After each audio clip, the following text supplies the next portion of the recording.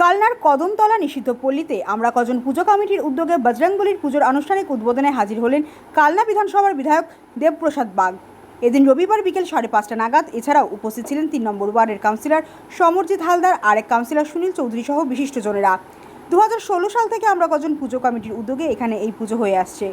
হিন্দু মুসলিম উভয় সম্প্রদায়ের মানুষ এই পুজোয় অনেকটাই অংশগ্রহণ করেন।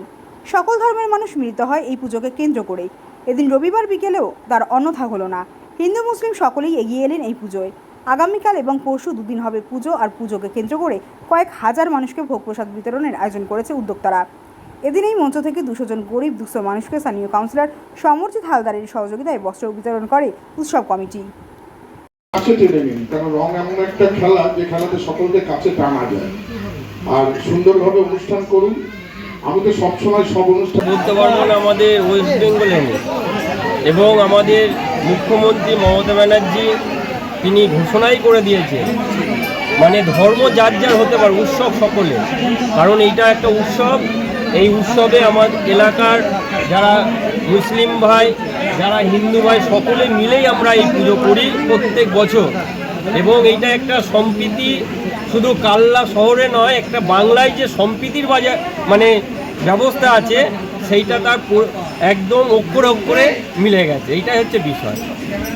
আজকে কি মেয়েদেরকে, গরিব মানুষদেরকে বস্ত্র বিতরণ করা হচ্ছে? হ্যাঁ, আমরা কজনের পক্ষ থেকে প্রায় 200 জন মায়েদের হাতে আমরা নতুন বস্ত্র তুলে দিচ্ছি।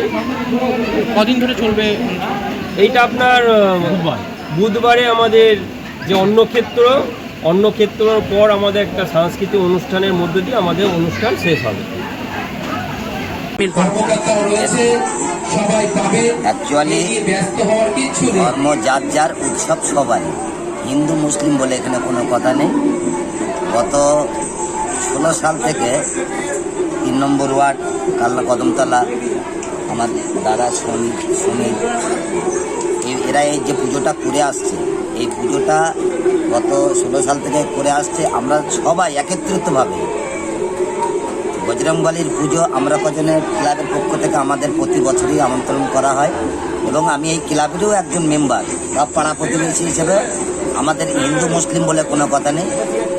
রং উৎসব সবার উৎসব, এখানে জাত ভেদাভেদ অন্তত বাংলাতে হবে না। কি নাম আপনার? আমার নাম রিজাউল ইসলাম।